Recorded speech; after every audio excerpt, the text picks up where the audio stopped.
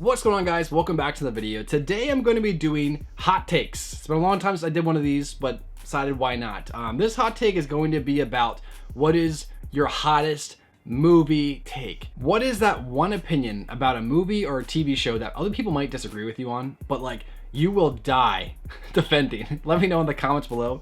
If I get enough comments, maybe I'll do like a follow-up to this video. So definitely make sure to comment below and maybe hit this video with a like. Maybe subscribe, turn notifications, but that's up to you. So I asked you guys right here on YouTube, and I asked on the Facebook 4K Deals community group that we have. If you want to go check that out, I'll leave a link to that in the description below. I asked you guys, hey, what are your worst hot takes? And you guys delivered. Now, before we jump in, I do want to state that I actually haven't read any of these. I just screenshotted what I could see. So I'm going in raw, baby. I probably shouldn't say raw. I'm going in fresh. Okay, I never saw it before. Let's just begin. Okay, our first one is from John Coyne of the Facebook group. He's been a member since like the beginning, like one of the very first weeks that we had it. So he's a great guy. So John says, any of the Star Wars trilogy, George Lucas prequels, ... What does he mean by that? Okay, so reading the comments, he doesn't like them. He walked out of the theater when the Wookiees started making Tarzan noises. Okay, so I think what he's saying is that he doesn't like the Star Wars prequels. I disagree. I think they're great. I mean, here's the thing. I understand an argument for if you don't like them, especially 1 and 2. But I think that 3 is just like, it's personally, in my opinion, the best Star Wars movie so far. Like what makes a Star Wars movie overall, in my opinion? I think that Episode 3 matches the emotion of what you like to see in the movies. I think it matches the darkness, the sadness that goes with it, the fact that the heroes don't win. You know, the bad guys do win. I just think overall, it's really good. And that might just be because like part of me has always been like a really big fan of like Macbeth. I love like the fallen hero stories. So when it comes to Revenge of the Sith, that is like the fallen hero story, like the premium, highest quality fallen hero story you can get out of cinema. Maybe there's others, but for right now, top of my head, I'd say that's probably the best example. It's Macbeth in space in a way, and I love it. So Episode 3 is amazing in my opinion. My favorite personal Star Wars. I do get why people don't like the prequels, but I definitely think that there's been this kind of paradigm change. This whole thing that where like the prequels were hated for a long time, but as time has gone on, people have realized like, oh, the prequels are actually a lot better than I remember. And especially with the Disney sequels being out, a lot more people have kind of come to the prequel side.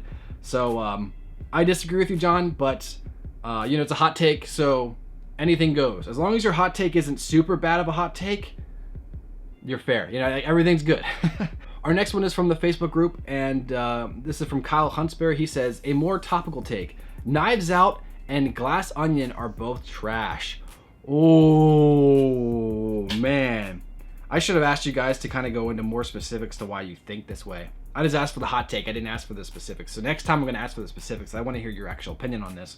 But I disagree. I mean, here's the thing. I actually didn't finish The Glass Onion mostly because I started watching on Netflix, and maybe it's because a lot of other people were watching at the time or something, but like the stream quality just wasn't like good. It said 4K, but like maybe it's just because I'm just so used to like my 4K Blu-rays now that I'm just like, oh, like when I see something that's not up to par, I can't watch it. So I'm gonna try it again. Hopefully it's better now, but it was kind of rough to watch when I was trying to watch it. But Knives Out I watched on 4K just like a few months ago, and I really liked it. I thought it was really good. It is a little, I wouldn't say cliche, but it's a little too fake. I don't know if that makes sense. Okay, I'm not going to spoil anything because I don't know who actually watched it yet, but I will say that there's a moment in the movie where I'm like, no one would actually do that. Like, no, that wouldn't actually be done. If you want more specifics, maybe I'll comment in the comments or whatever, but I'm not going to spoil anything on this video. But I can understand that people don't like it, but they're not trash. They're not that bad. You can't call them trash, at least in my opinion. Okay, next one, Alan Aguilar. This is also from the Facebook group. I'm going to do all the Facebook group ones first, and then I'll do the YouTube ones after. This one's from Alan Aguilar, and he says, Black Adam and Thor Love and Thunder were the worst movies of 2022. I could understand that argument, especially Thor Love and Thunder. I think for me, this is how I feel. I went into Black Adam expecting it to be terrible, and it was actually pretty decent. So I didn't feel like it was that bad of a movie. Where on the flip side, I went into Love and Thunder thinking it was going to be great. And it was just really not good. So I think because of that, I view Love and Thunder as a worse movie than Black Adam. So maybe that's the same case for you as well, but I can understand the argument for both of them. I get why you would say they're the worst. I do think there might have been worse movies out there, but off the top of my head, I'm gonna agree with you right there. I guess that's fair. That's a fair argument. Next is from Neil Schindeller. I think that's how you say your last name. Sorry if I'm wrong. He says, The Mandalorian is only good because it's Star Wars. Yeah, I mean, that's a fair argument too. I think that's one of those things where it's like that's what makes The Mandalorian more unique, is because it feels like a different take on the Star Wars universe so far. I really like The Mandalorian. I'd understand if someone doesn't. For me, what it felt like they were trying to do is like a good, the bad, the ugly, but with Mandalorian. Not the plot, but like the theme, the way the movie feels, I guess you could say, the emotion of the movie. That's kind of what The Mandalorian feels like, and I really like the good, the bad, and the ugly. So, love Star Wars, love good and bad, the ugly. Together, it's a great combination, in my opinion. So, it'd be bad if it was something else. You're probably right, though. I can see that argument, honestly. So, yeah, that's fine. This next one is from Arakado DGX. I don't know if it's your real name. Interesting first name, though, for sure, and last name at that. He says, my hot take. I enjoyed Thor, Love and Thunder. Was it a great movie? Nah. Could the story have been way better? Yes. Did I have fun? Fuck, I guess I did. So that's fair. I've always said since the beginning of my first channel before this, you know, I've always said that even if a movie is terrible, no matter how bad it is, how much you hate it, how much the characters are awful, if there's at least something that entertains you, there is at least some type of quality to that movie, even if it's very low quality. There is some type of quality there. So ultimately, I'm on that same situation. Like, there are movies where I'll jump into and I'm entertained. And I would say that overall, Thor is that way. I can recognize Thor, Love and Thunder is a bad movie. Yes, it's bad. That's just the way it is. But did I have fun watching it?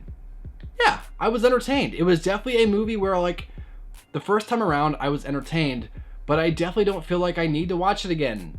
And that's probably not the best, you know, because especially, like, with the MCU, they kind of urge you to do like full on like watches, and I definitely think like phase 4 of the MCU, like doing the TV shows and doing like movies that are just kind of like Thor, Love and Thunder, you don't really want to watch it again. So I don't know how the future like binges are gonna go. Maybe people just skip phase 4 altogether, but I can see the argument. I think you're right. Next one's from Armando Laura, and he says, I could never get into Breaking Bad. I don't see the appeal. I haven't watched Breaking Bad for about 7 years. I watched it when the show finished up. That's when I jumped in. I watched it first on Netflix. I just watched it all the way through, and I remember really liking it. I would understand if people don't really want to jump in, though. I just never met anyone who didn't. You know, like anyone who's ever taken a chance that I know on Breaking Bad loved it and watched it the entire show. I remember really liking it. I thought like the last season was a little rough. Like the last season kind of felt like it was I don't know. It felt like the show concluded with the season prior, right? What was there 6 seasons of that show? It's been a long time. I think like the 5th season ended with like kind of like this is a good ending point. We don't have to go any further. This is good. But like the creators were like, well, actually, although every other character arc is almost wrapped up anyways, Heisenberg hasn't died yet, so we got to kill him off somehow. So let's make a season 6, and that's kind of what it felt like to me. After Gus's defeat, he felt like the final big bad in a way. So I was okay with ending there, but they continued on, and I think season 6 did kind of suffer because of that. So that's just my opinion, of course, but that's how I feel about that. And I can see the argument of why someone wouldn't get into Breaking Bad, even if you gave it a shot. But for me, Breaking Bad was really good, and it kind of made me want to become like a chemist. When you watch it, you see how much money he makes. You're like, I think I'm going to start making that. I'm going to start doing it. Now, of course, I wouldn't actually do that, but looking at the money, you're a little tempted, you know? So yeah, we'll go with that. Next one, Kurt Schneider. He says, Snyderverse was a mess. And I have to say, I agree with this. I do think the Snyderverse was a mess, but not because of what people might think. And what I mean by this is, I think everyone instantly just blames Zack Snyder for it because you either liked his movies, you didn't like his movies. For those of you who might not know, I really like his movies. Now, I'm not like a blind Snyder fan. I don't want to be labeled as one of those. But I will say that I really do like Zack's movies. I like his vision. I like him as a director. And I thought that what he was doing with his portion of the DCEU was actually really good. Like, for instance, people really didn't like, they liked Man of Steel, but they didn't like Batman v Superman. In theaters, I thought it was fine. I understood like where people wouldn't like it. I understood like not everything was great about it. And then I saw the extended version, like, oh, this is much better. And then there was the Justice League that dropped, or Justice League, which was awful. And then Zack Snyder's Justice League came out, and it was so good. And I was like, man, imagine where we'd be right now if they would have just let Zack do his full vision. I just think it's one of those things where it's like they committed to him, so let him do it. And they cut him short. So it's one of those things where he never even got to finish the race. You know, he started the race, he was going to do Justice League 2 and 3 yet. He started the race, and he got a little wonky here and there, that's fair. But he never got to truly finish. He never got to show us his full vision. So I just think it's one of those things where I'm disappointed as a writer myself. If I had like that whole storyline set up and I was going somewhere and I wanted to see what's going to happen next, even if people disagreed with my vision, to have that rug like pulled out from under you when you're like just about to truly jump into like what was going to be crazy with the series, it's sad. Yeah, I understand the idea of Snyderverse being a mess. Even though it's a mess, I still like it a lot. I do hope that we do see some type of conclusion to the story, even if it is just like an animated form. Something like that, I definitely want to see. So I want to jump into the YouTube comments soon, so I'll answer like 2 or 3 more on the Facebook group, then I'll jump over to there. Next one is from Brian Scott. He says, I've never seen Avatar, I never plan to. I completely think that you should, especially with I'm going to guess if Avatar does get a 4K release, which I'm pretty sure it's going to, but if it does get one, it's going to be when Avatar 2 drops on 4K as well. So you may be able to get like both of those in like a double pack or something like that, or maybe like a double steelbook. That'd be pretty cool. I think that's cool. I'd like that. But I definitely think it's a mistake to listen to haters of Avatar. I think a lot of people, they have their own opinions on stuff. Like, for instance, like what I'm telling you now, this is my opinion, but Avatar 1 and 2 are really good movies. I mean, I get like the idea that like, oh, the first one is just Ferngully, or it's Dance with Wolves, people like to say, in space. And the second one is just whale wars. It's one of those things where that's not the point of it. That's not the reason for the movie. So don't go into it expecting that. Give it a chance, especially with the 4K releases coming soon. Yeah, I really like the movies. I like the world, and I'm excited to see what's going to happen next. But I do understand if it doesn't really catch everyone's fancy. So I recommend you give the first Avatar a chance. Give it a chance. It's on Disney Plus right now too, if you just want to check it out. Give it a chance. That's the best advice I can give you. Our next one is from Jozu or Hozu. I don't know how to say that name. I'm sorry. But he says The Last Jedi is the best Star Wars movie ever since Empire. And I think he's trolling because we all agree that that's not correct. So we're just going to move on to the next one. This one's from Travis Webb. He says, everything Star Wars is absolute garbage. We all know that's incorrect. He's probably trolling too. So if that is actually what you think, your opinion is just incorrect. I mean, that's life though. Sometimes it happens. We'll do one more here. This one is Star Wars based too, so let's just knock it out. This is from Jason Potts. He says, Solo was better than The Last Jedi, and Ang Lee Hulk is actually very good. I don't know. I think The Last Jedi's biggest problem was that it's episode 8. Like, it wasn't supposed to be episode 8. Like, if you take The Last Jedi out, you replace the characters, obviously, replace like the extra lore behind it, and make it its own standalone Star Wars movie, it could be amazing. It honestly could be amazing, but it was not meant to be episode 8. That was the biggest problem with it. From that point, I'd say Solo is the better in-universe movie, but The Last Jedi is the better Star Wars movie, if that makes sense. So I could see what you're saying there. If that's what you're calling out to, then that's fair. And then Ang Lee's Hulk. I haven't heard that brought up in a long time. I never liked the movie when I was a kid. The best part about that movie was was just the Hulk being the Hulk. And even then, it was like really bad CGI for back then. You know, it was competing with like the X-Men and like Spider-Man. And the CGI in this was just not even, it was not good. It was bad. I just think he was maybe a little too green. This Hulk color doesn't look like a Hulk color. It looks like it'd be like a gummy bear or something green. You know, it was just too green. But of course, that's my opinion on that. And Yeah. So move on to the YouTube comments. I'm not going to do as many just because we're already like 20 minutes in. I want to try to keep these videos under 30 minutes. So let's see what we can do here. So our first one is from the Joker Ross, and he says, Game of Thrones Season 8, there are far more strengths and more people realize. I love the ending of the series, and episode 3 of Season 8 is one of the best TV episodes ever. If you have the TV for episode 3, then yes, it's a really good episode. And what I mean by that is, the first time I watched The Long Night, that's episode 3 of season 8. The first time I watched that episode, I watched it on cable, on a 55-inch LED TV, and I could not see anything. It looked bad. I had all lights off too. I just couldn't see anything. Then I picked it up on 4K. I watched it on an OLED, a 65-inch OLED, and I could see everything. I'm like, wow, this is what they meant for this show to look like. But it looked like dog crap. That's why everyone complained about it before. I mean, even on streaming, that scene is rough. Like, if you go back and watch on streaming, even now, that scene, they might have fixed it now, but even then, that was rough. But the 4K Blu-ray looks great. So, I mean, if you have something to run it, it's fine. As far as the Game of Thrones Season 8 goes as a whole, it's really not good. It's not good. The problem is, I'll tell you what the biggest problem is, the directors, the D&D, they were really good at adapting stories. When they had something to adapt, they were great. But when they had to make up things, that's when the show got bad. So, you want to blame anyone, it was them. So then they had like a Star Wars movie coming up. So what they did was they just rushed through season 8 so they can get it out of the way and they could go to their Star Wars movie. Instead of giving it to someone who could potentially do something cool with it, or, you know, take the story and actually follow George's full story and just go on. Instead of doing that, they rushed for their Star Wars movie.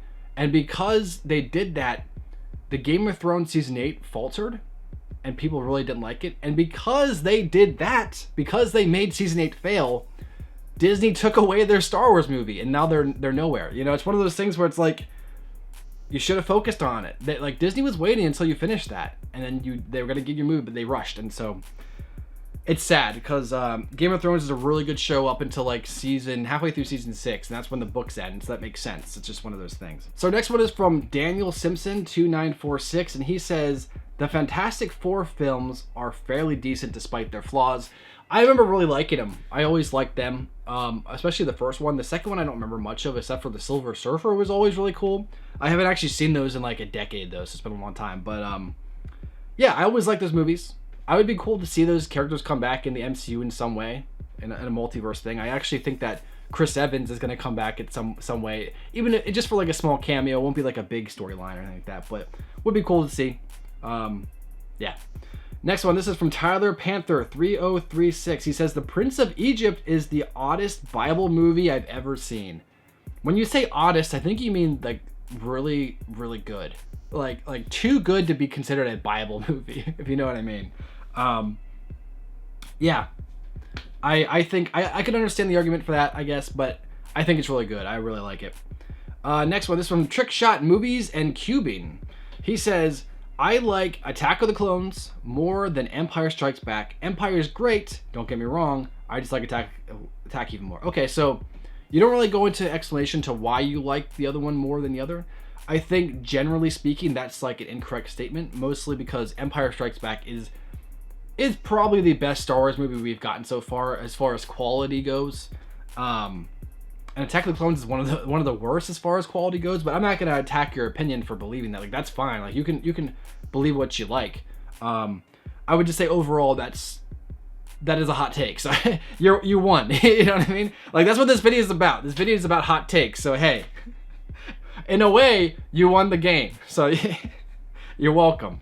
All right, let's see. Let's do like 2 more here.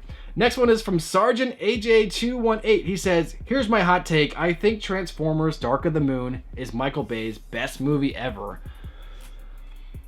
Okay, that's fair. I mean, Michael Bay's got a lot of similar things to a lot of his movies. I could see that argument. I think Dark of the Moon is my personal favorite Transformers movie. It's been a while since I've watched them, so I'll give that to you. I think that's fine. And for our last one, this is from Jesse Gonzalez 9177. He says, The Amazing Spider-Man is far greater than the Raimi trilogy. And I think we can all go ahead and disagree with that. That is truly an incorrect statement, my friend. I would like to hear why you think that, though.